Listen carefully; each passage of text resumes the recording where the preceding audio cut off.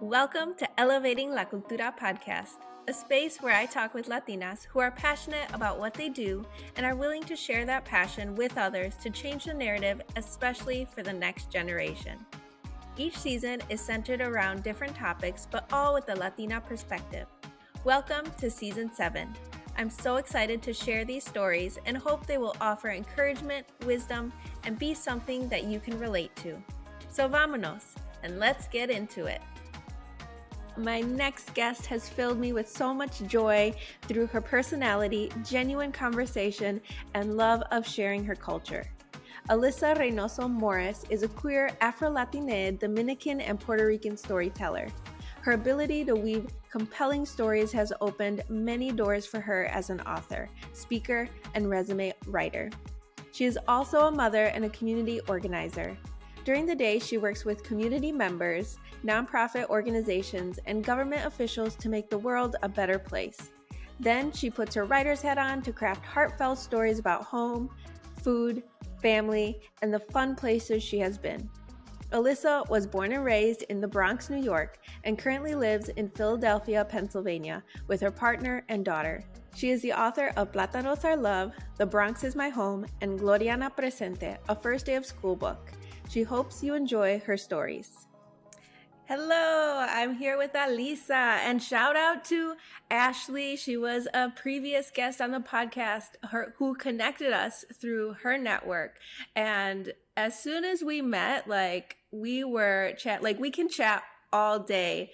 I feel like I have a new friend, and I'm so excited for us to get into the conversation today. So before we get into it, why don't you go ahead and introduce yourself? Yes, thank you. But before I introduce myself, I just wanted to say I'm honored to be on the show. I've listened to your other episodes and the work that you're doing to create a safe space for us where we can talk about our experiences and everything that we've had to endure.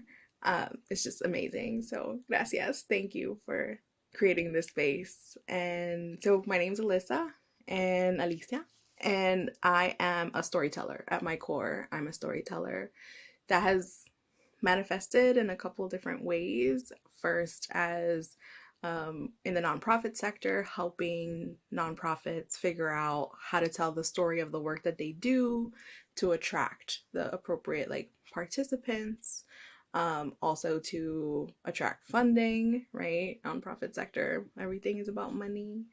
And also in the political space, I worked as a chief of staff for my state representative for a while. So helping other organizations tell the story of the work that they're doing. But now I actually get to do it in the form of being an author, which is what I wanted to do since I was a little girl. And it's just insane to me that I get to say that I'm an author now. 7-year-old Alyssa, who wrote her first book at 7, I'm gonna show it here, is very, very proud that she gets to say that she did it. She did the thing, even though she went off the path because as the oldest and daughter of immigrants, you have to do the realistic thing, tiene que hacer dinero, too many sacrifices were made. So I did the thing and I did the school thing and I got the good grades and all that, and then finally it was like, no, this is I'm gonna listen to that 7-year-old Alyssa again and dive in head first, even though I have no idea what I'm doing. And publishing, especially traditional publishing, is shrouded in mystery. Yeah, I think it's so relatable for the first gens who are listening to have a passion that they remember when they were a child and kind of have to go off the path for the sake of education and for the sake of the expectations that were put upon us. But I am finding now, and perhaps it was even the push of the pandemic years, that we are coming back around to that passion that we felt as a child and saying like, okay, I think I want to pursue that. So I'd love to hear the journey from that 7-year-old wanting to be a writer, being a writer, essentially, and the journey that has brought you back. Yeah, great question. I mean, like you said, being a writer, right? Like throughout the whole time, I was always writing, but just for different audiences. But then I was also writing like the fun stories that I wanted to see on the page in the background. I have hundreds of journals. I'm that person that's always has a pen and a journal with her. Like I use my phone, like the voice notes are super helpful, but I'm very old school still. Like a mí me gusta like the sensation of like feeling the pen on paper and like that contact. It just I don't know, there's something very like therapeutic about it. Um and so I was always writing, and it really wasn't until um my I was pregnant with my daughter and I was putting together her library, and I was so excited. Like this is my bookshelf. So I was gonna like do something similar for her. And I was just the excitement like quickly deflated, right?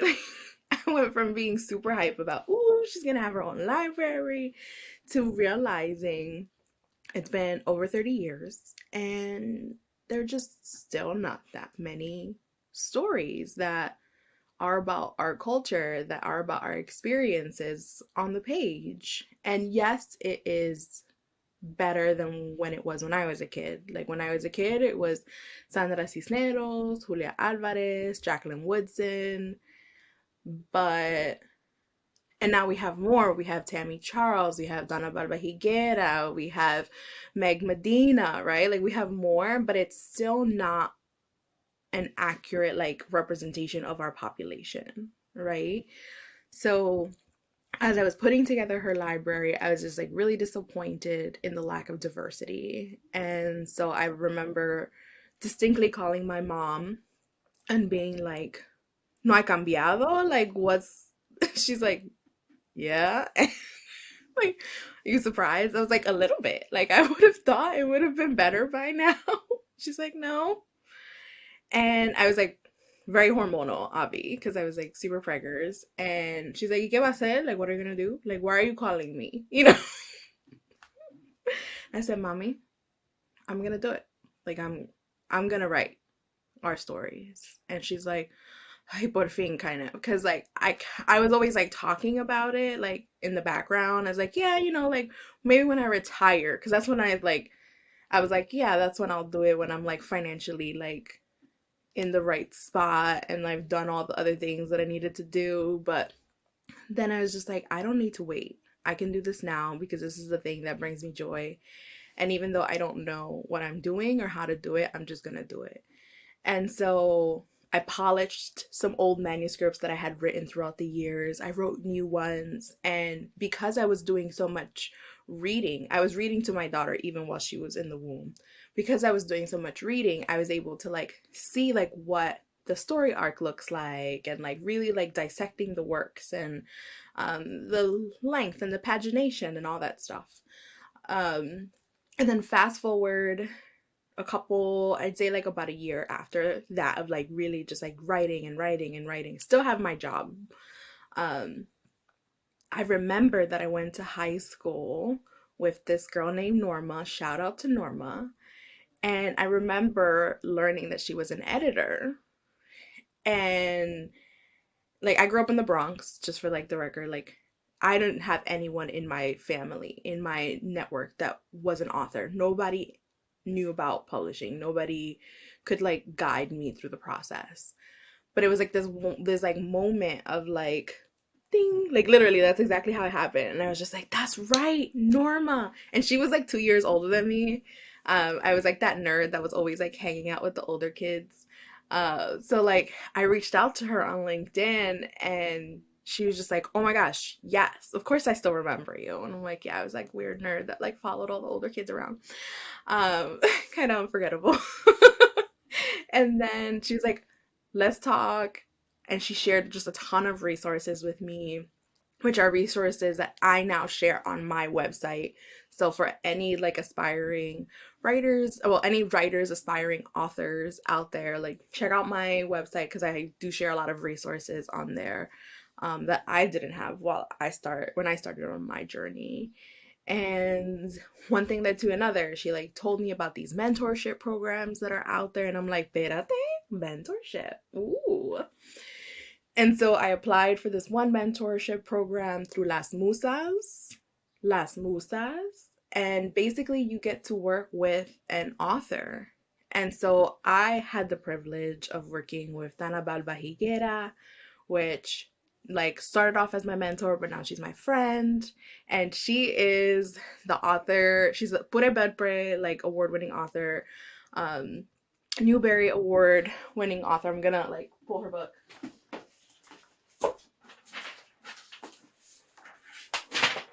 The Last Cuentista, for anyone who doesn't know, The Last Cuentista is like, it's like sci-fi with the power of storytelling, with like just such a relatable, resilient character. It's just gold. I'm actually like, even though I love reading, I'm a slow reader, and I read this book in like a week, which is very uncommon for me. So good. I hope they turn it into a movie. Whoever is listening, if you happen to be a movie producer, get on it.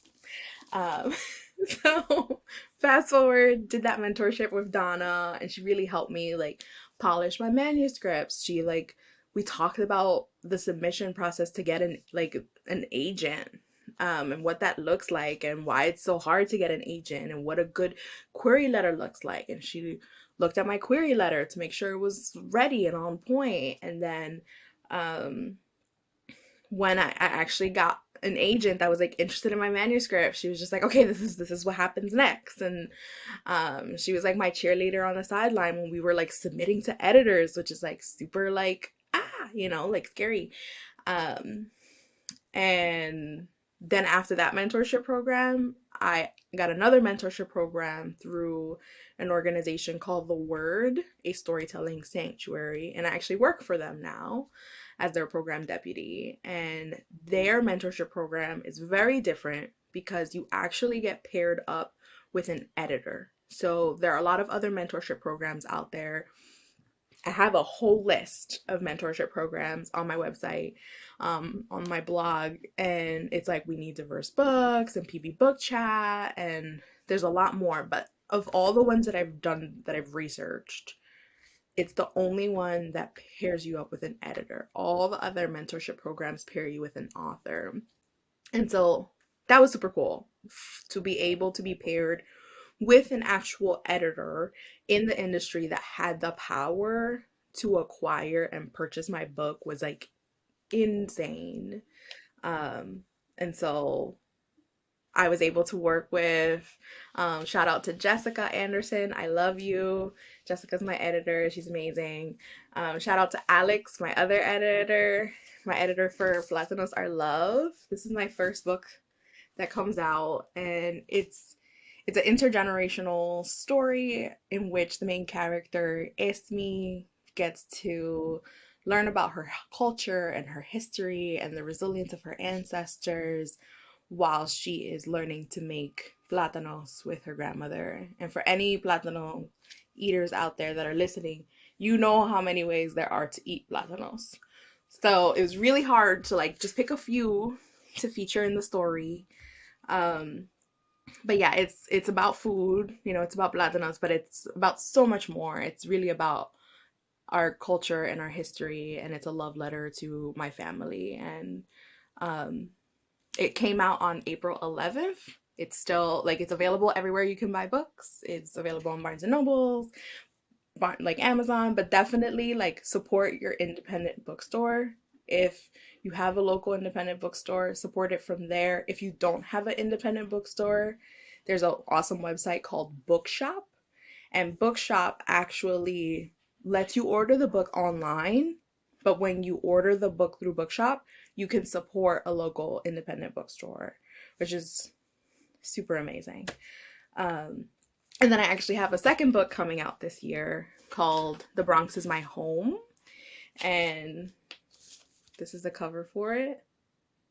it's a love letter to the Bronx. So Santiago, the main character, goes to the Bronx Zoo and Pelham Bay Park, and um, it's so much fun. It's very different because it's more, there's a lot of like, it's kind of like a sightseeing book where there's a lot of like facts and stuff in there, so it's kind of like nonfiction-y. Um, but really the core message is to teach kids from my community that grew up in the Bronx that they can do anything and they can grow up to be whatever they want to be. Um, because growing up, that was not the narrative that I was taught, and like many depictions of the Bronx are very negative, and I was just like, no, I'm done with that. We're not we're not doing that. We're gonna change the narrative here. Um, but yeah, at the core of what all of my stories are, they're about love. So Plátanos Are Love, love letter to our culture, history, our ancestors, and The Bronx Is My Home is a love letter to the Bronx. When kids read my books, I want them to know that they are loved, that their community loves them, that they can love their culture, and that they have people in their corner that are rooting for them. I resonated with something you said about how you thought that you would be an author when you retired. And I think that is a common mindset or thought because, and something else you said is that like you didn't hear the messages that you could be whatever you want to be. And I think it's interesting because we are told, at least from my perspective, we're told like, okay, well, we sacrifice, like our parents sacrificed for us to get a higher education. So you can attain that as long as it's successful, as long as it's going to be a good job to support you, because that's what our parents struggled with or didn't have as children. And so I am starting to realize all of the things that we were taught may have come with stipulation. So then all the things that we were passionate about, we were like, okay, well, we're still passionate, but maybe once we have the freedom to do whatever we want, once we attain that quote unquote success, and then we can do what we want. So I love that your mom supported you and was like, "Oh, por fin. Okay, let's do it. Let's get it going." And you had the space to say, "Okay, I am not going to wait until I retire. I want this now, and I'm going to just figure it out along the way." Because a lot of times we get so excited to say like, okay, I'm going to be an author. I'm going to be a photographer. I'm going to do this. And then you're like, okay, well, now what? um, we don't, uh, we don't have all the answers right now. And so for anyone listening, like it's okay. I think the first step is making that decision that you want to pursue something. And once you make that decision, like I think the world opens up. Like you said, it just clicked. Like I actually know someone who could help me. So let me reach out to them. And then that opens a world of possibility as far as like network and who you need in your corner to support you along the way. I know for an entrepreneur, they always say that you need like four people in your corner. You need a banker, you need someone who's going to do insurance, you need an attorney, and you need a lawyer. So, what does that support system look like as an author? I know you mentioned a few people, but are there more people that you would suggest to start finding for someone who wants to navigate down that path? Yeah, excellent question. Um, so before I get into some of that, I do want to kind of like share a slight disclaimer, which is before I like was like I'm gonna be an author, like I had a daughter on the way, right? Like I had a mortgage. I had to like I had responsibilities, right? So um even though growing up like my mom was a single mom, daughter of like three, like I was the oldest. I had been working literally since I was 13 years old, really 11 as a babysitter, but officially 15 on the books. Um, so I had always been working. It was one of those things where I always had like 1,000 side hustles. So I basically gave myself permission to be an author as one of those side hustles, right? Because like for a long time, it was just like, if I'm gonna add something more to my plate, it has to be financially lucrative. It has to like lead to something because I have responsibilities. I have to put food on the table, right? But then I was just like, no, I've worked really hard. I did everything I was supposed to do, and I'm going to reward myself by carving out space to do something that brings me joy and that I love. So I was still working. I was working as a chief of staff for my state representative. And currently I actually work for a nonprofit called The Word, a storytelling sanctuary, and I'm their program manager. And it works out perfectly for me because I get to now manage their mentorship program. I'm involved in all their other programs as well. Like we have Margins Bookselling Month, in which we elevate marginalized bookstores and booksellers. We have our BIPOC Bookseller Award, where we like provide support and like highlight the accomplishments of a BIPOC bookseller. We have our Margins Conference, which is there's different tracks, but it is very like writing focused, and it's creating a space and community for writers.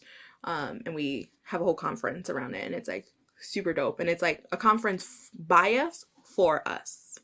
Um, and so it works because like I have my job that is in the space, and it's with people that love books and love literature, and then I work as an author as well. So um especially when you're starting off, like being an author can be really financially challenging because you get paid in advance, which is like, oh, gracias for your words, right?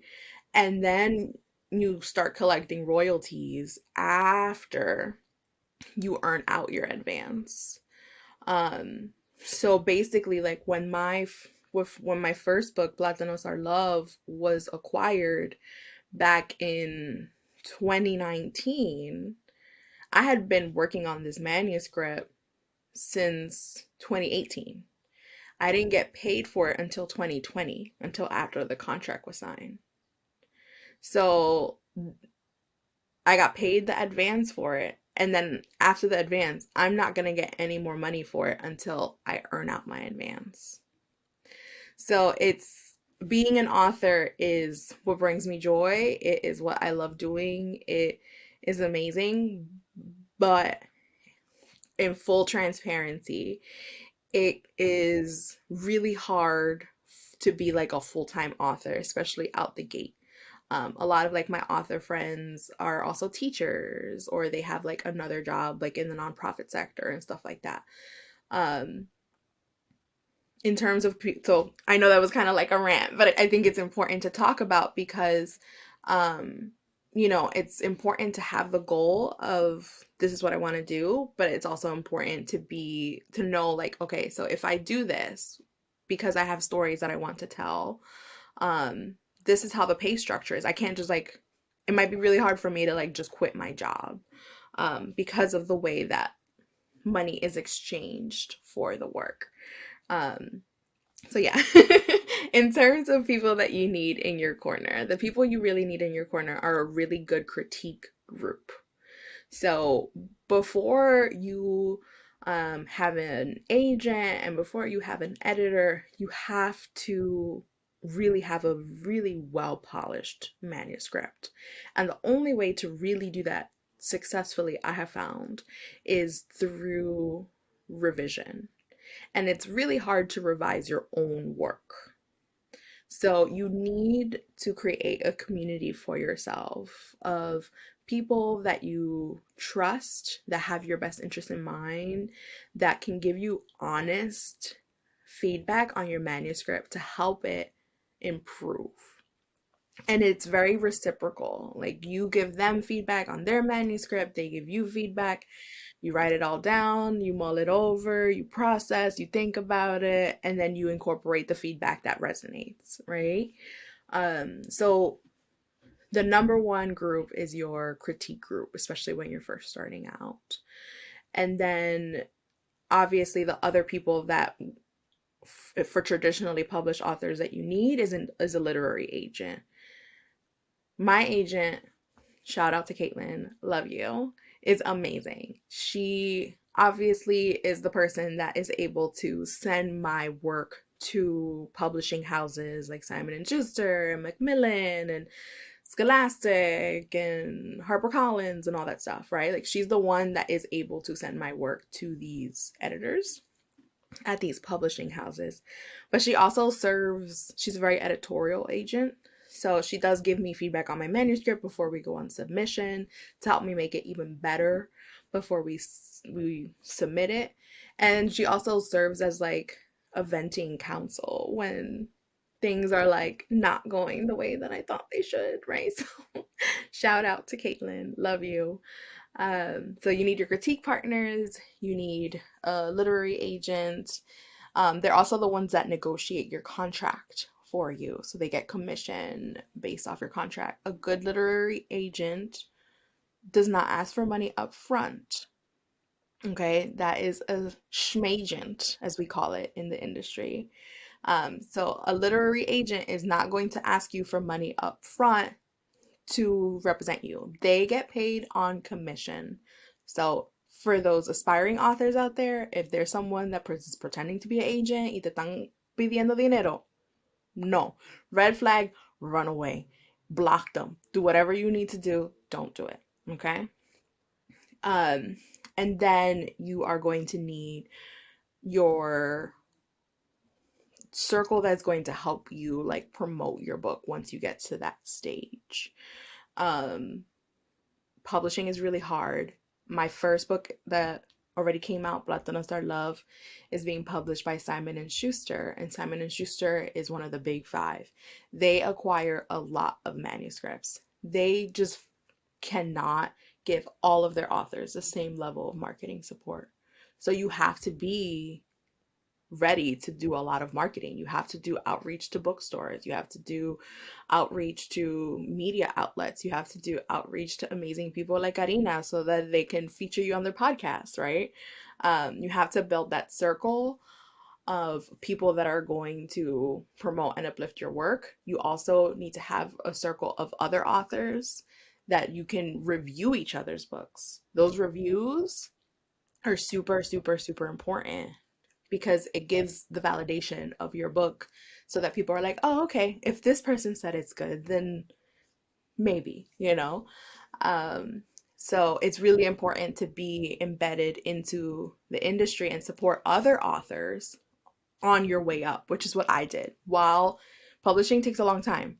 I'm talking about like my books, like it happened yesterday, but it really didn't. It was a 5-year journey to get to this point. To be able to say I have 3 books coming out, two coming out, one that came out, one that's coming out this year, and then another, technically 2 that come out next year. One in the Spanish version of Plátanos Are Love, and then my 3rd book is called Gloriana Presente, a first day of school book. To be able to say I have 2 books coming out this year, 2 books next year, and more that I can't talk about yet, in the works, you know, it was a 5-year journey to get to this point. And so one of the things that I did as an aspiring author but writer is I supported other authors that looked like me. So I read their books and I reviewed their books. And if I couldn't buy their books, I requested their books at the library, right? Like I couldn't buy every single book I wanted. That's okay. Request their books at the library. That matters. It makes a big difference. It's a wonderful way to support authors. And so when it was my turn that I got my agent, I got my offer, like all these other authors reached back and they were like, let me bring you with us because you supported me, you know what I mean? And that reciprocity was super important. And so yeah, you need you need your critique group, you need your literary agent, and then you need your group of individuals in the industry and outside of the industry that are going to advocate for your work. You also need an accountant. You don't necessarily technically need a lawyer because your literary agent negotiates the contract for you, but it doesn't hurt to have like an author, I mean a lawyer look over your stuff if you want. I'm trying to think of the other four things that you said that an entrepreneur needs. Oh, yeah. Insurance is huge for an entrepreneur, Mm, um, a banker. banker, yeah. Yeah. Yeah, that makes sense. We don't make enough money to need a banker off the get-go, but I'm going to need one when eventually my books get turned into movies because we are manifesting that. Yes, we are. Um, Yes. where it started off, you know, like that 7-year-old writing a book. And so we're gonna dream big here. That's what we're gonna do. I love it. And I love that you said that like, you supported your community. And I think that is like so cultural. Like, we want to support each other. Like, I think about what I witnessed in Mexico growing up. Like, we would go to the lady across the street and buy our tortillas, the tortas ahogadas, and we knew, like, okay, this person does the salsas and they're so good, and then this person knows someone else who can fix something in our house. And like, we rely so much on community and each other, and I just love that about our cultura. And so I love that you mentioned that, um, because it's a huge part of why I do what I do as well. Um, I know when we chatted before, you talked about the disparities or the biases that you have come up against because the writing world and publishing world is very white dominant. And so I'd love to hear about how you have experienced those things as an author and how you have, um, like, pushed through. I think the more we talk about it, the more we're going to change how things really are. Um, so if you'd like to share your story and your journey. Yeah, no, thank you. I love this question. I'm a nerd, so I always talk about like the statistics, right? When you really look at publishing, the amount of books that are written like by us, by BIPOC, by Latinos, by Black, Indigenous, Native American, LGBTQA, like all of us lumped up, we're about like 20%. All together? See, it's really grim, actually. Um, and especially like in the kidlit space, there are more books written about animals than there are about books written by us combined. Um, when you like think of like Latinos, we're about like 6% or something like that. And that's more recent where there has been an improvement. Historically, it was probably closer to 3. Um, and then as an Afro-Latina, as a Black Latina, the like representation is even smaller. Um, as the like individuals that identify as like indigenous Latino, like where there are those intersections, there's not even data being tracked because the number is so small, right? Um, so there's clearly a problem, right? And there's a lot of challenges every step of the way, right? So when you want to be traditionally published, 99% of publishing houses will not take unsolicited manuscripts. They will only take a manuscript if it is represented by like an agent. So most publishing houses will not even read your manuscript. It will go straight to their delete if you don't have an agent. And the reality is, many literary agents, because they work on commission, um, it's a really challenging industry to be in. Many literary agents are white. And if so that unfortunately it does function a lot like gatekeeping. If a white literary agent, because they are the majority, does not resonate with your work never ends up in the hands of an editor. Then if you're lucky like me, well, I put in the work, but also there was a little bit of luck there. If you don't have an agent like my agent that does work to represent like diverse clients, um, your book never gets in front of an editor. Then when you actually look at like the individuals that are editors, most of them are white. And so if they don't resonate with your story, it won't get bought. And it's not just the editors, but it's, you know, an editor by themselves does not make the decision to acquire your manuscript. They have to bring it to an acquisition meeting. And at that acquisition meeting, they have like the artistic director and they have the marketing team and they have this and they have that. And most of them are white. And so if this group that has the power to buy your book or not doesn't resonate with your story, you're not getting published. It's not seeing the light of day. And so it took a lot of like research on my part. It was like, okay, I'm ready to do this. There's so much rejection in publishing. I remember learning that only like 1% of submitted manuscripts are actually published. 1% of submitted manuscripts are actually published. And then, so think about that 1%. And of that 1%, 20% are people of color. So I am 20% of 1%. These are decimals here, people. So knowing that it was going to be really hard, I was really intentional about the editors, I mean, the literary agents that I was going to query.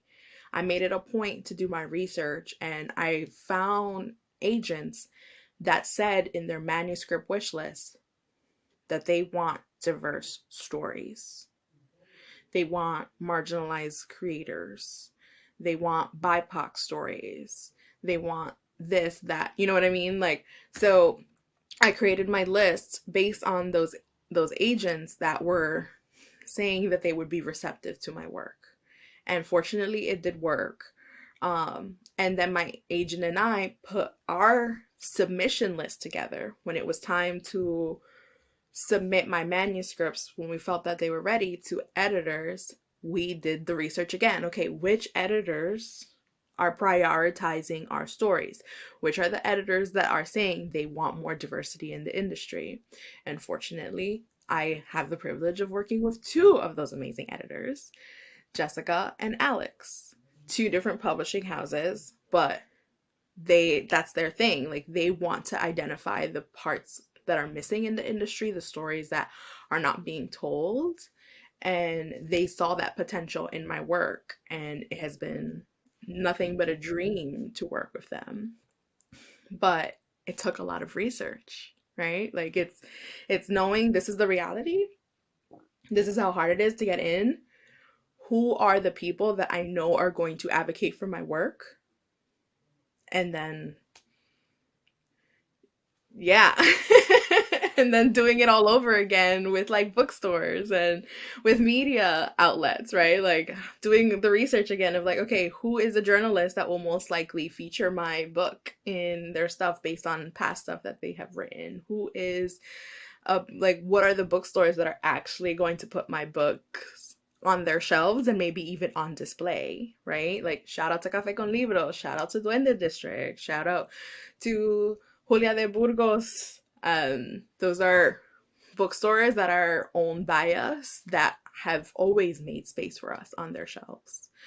Um, Loyalty in DC, like I can go on. But, it really comes down to like finding that community because the it's stark. The representation is not there. Yes, it has improved since when I was a kid, but we still have a long way to go. It's interesting to hear the statistics because it's 2023. Like, how are they so low against the BIPOC community? Like, I am shocked. And I think I'm shocked because, like, I knew that there were disparities, but I'm shocked because the media portrays things as like improving so much. And they're like, oh, well, you have space and in everything. And you hear um, that. And I mean, the political climate is a bit of a hot mess right now. And so it's those arguments that are like, no, we need more representation. And then it's like, oh no, you have a lot. Look how far you come, and look, it's easier now. And so I think with those mixed messages, the actual reality kind of gets lost. So I am so glad that you have put numbers to the reality of how the disparities are still there. The representation is still not there. And so for anyone listening, like, if you have a passion to do something, create something, be an editor, be in publishing, like, your voice, your story, your being is needed in those spaces. So keep fighting and like keep going for that dream, that passion, because there is still space for us and the space for us needs to grow. So I am thankful that you shared those statistics. Um, And one other thing, if I can add, is it does become a little bit of a self-fulfilling prophecy when the book is acquired. Fast forward, you did the thing. You got the agent, you got the editor, they're gonna buy your book. Fast forward, like, your book is out on shelves. If your book is not being appropriately marketed, it becomes a self-fulfilling prophecy that publishers can then go back and say, see, this is why we don't buy too many books by Black people. This is why we don't buy too many books by Latin people, because they don't buy the books. They don't buy books. They don't buy books. Lies, lies, lies, lies. We do. We just, because the system that was created was not designed for us, a lot of publishing houses don't know how to market our books appropriately. So they're not getting into the hands of our community. So then we have to work harder. Like, we had to work harder the whole way. It was harder for us to find agents. It was harder for us to find editors.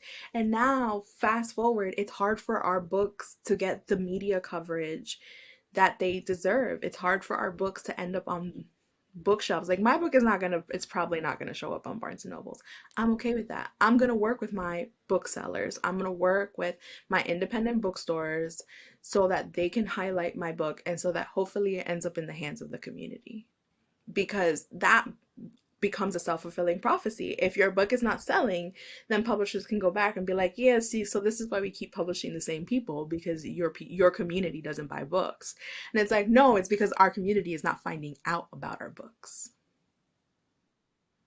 So for those that are listening, it's really important for you to, if you have it in your means, to support us, buy our books.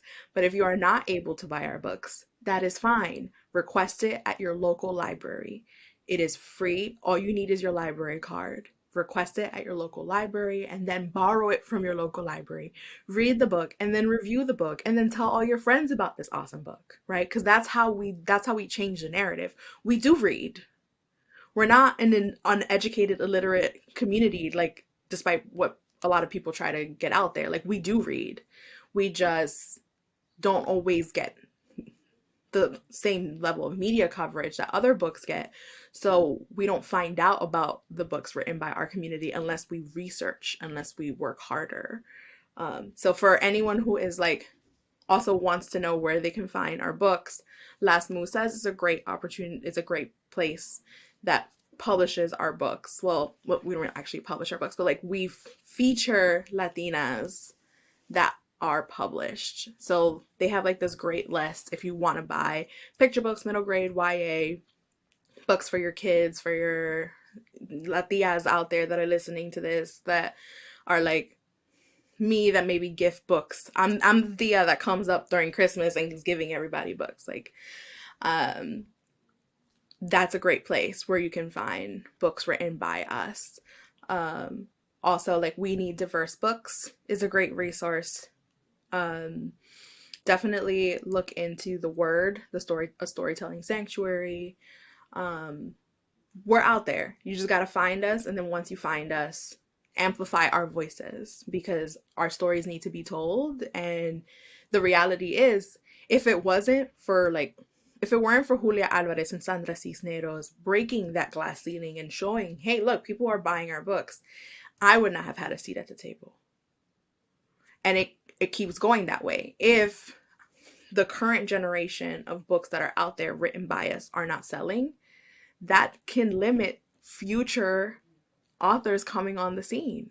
Because it's like, oh well, we tried to sell we tried to sell these 10 books by Latinas and they didn't sell, so we're probably only going to buy 2 this year.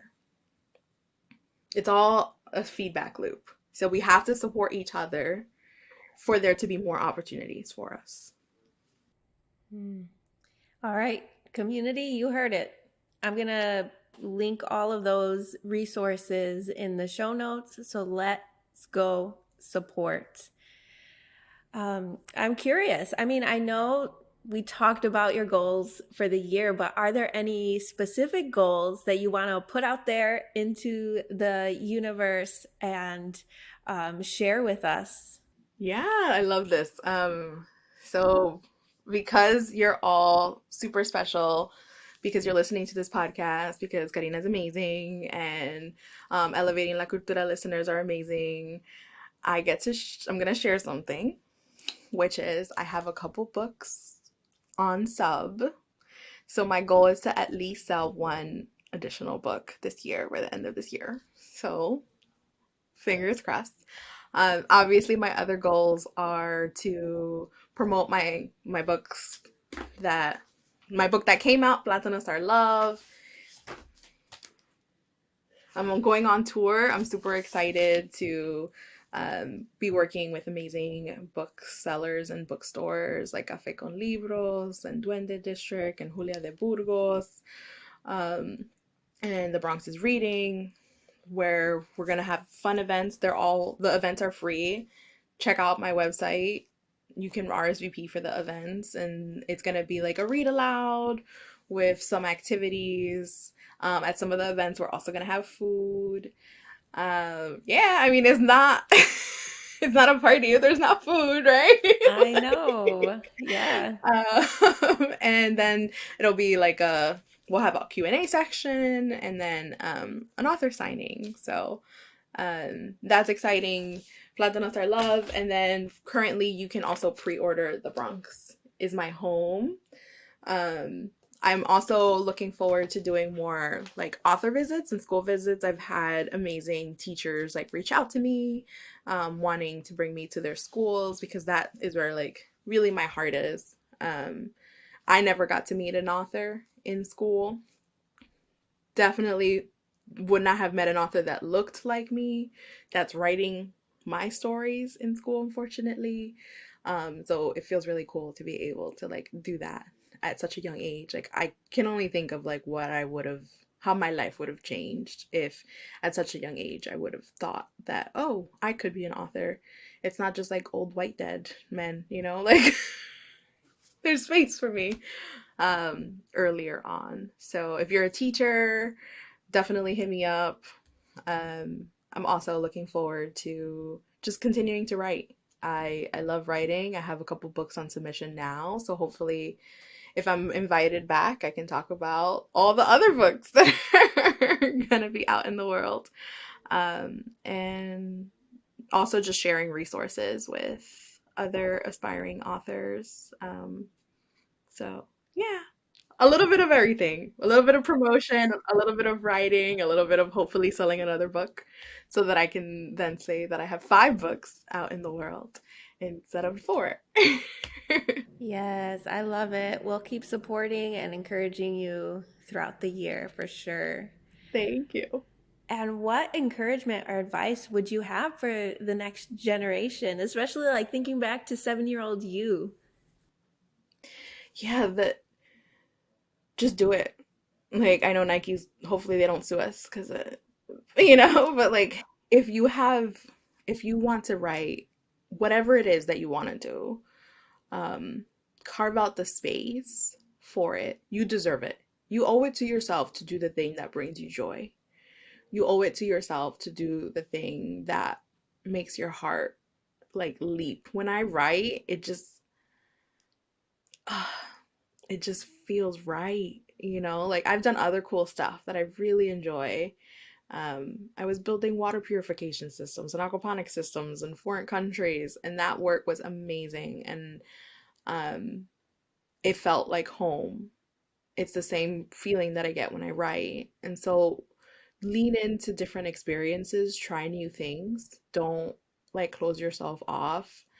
And when you find that thing that just feels right, figure out ways to incorporate more of that into your life, whatever that is, whether it's traveling or, um, in my case, writing, like whatever that is that brings you joy. It's okay if you don't have it all figured out on how it's going to work, because Lord knows I did not. But carve out the time and the space to learn and to do it and to make mistakes and to learn from those mistakes and to make some more mistakes and to learn some more. And also carve out the time to build that community, because that's really, how we change things. So you can do Mm. it. I believe in you. Yes, I love it. A perfect way to end the episode. But before we do, why don't you share where people can find you and everything about you? Yeah, so you can find me. The best way is through my website. So www.alyssaauthor.com. AlyssaAuthor.com. It's ALYSSA author AUTHOR.com. And no punctuation or anything in between. If you contact me through my website, I get an email straight to my inbox. So that's really is the best way. But I'm also active on social, specifically like Instagram and Twitter. And so my handle for Instagram and Twitter are A Reynoso Morris. A Reynoso, Reynoso, Morris, Morris. So find me on my website, find me on social.